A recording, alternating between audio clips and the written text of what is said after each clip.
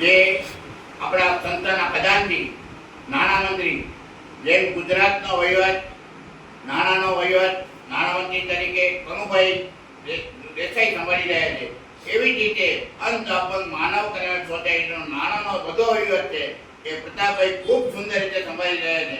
પ્રતાપભાઈ આવતીકાલે ચારધામ યાત્રા નહીં પણ ચારધામથી પણ વધારે યાત્રા સ્થળે જઈ રહ્યા છે.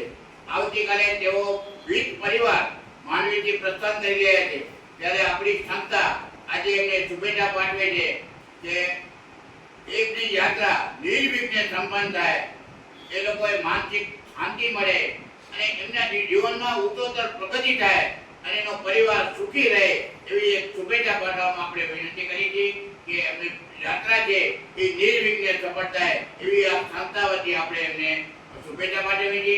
એ માટે જ આજે શુભેચ્છા સમારોહનું આયોજન કરવામાં આવ્યું છે. હવે આવે પાટણભાઈ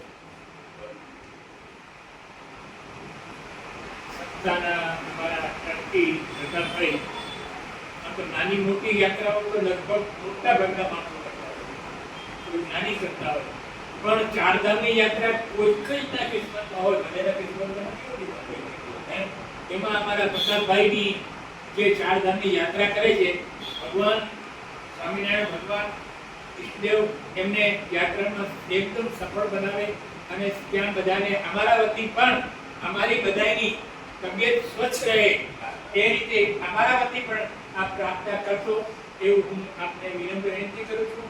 અને આ સાથે આપને મારી શુભેચ્છા રૂપે લીલું નાળિયેર અને સાકર આપને અર્પણ કરું છું.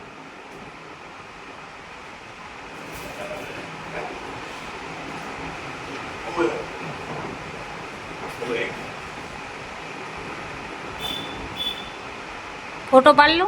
હા, બરોબર.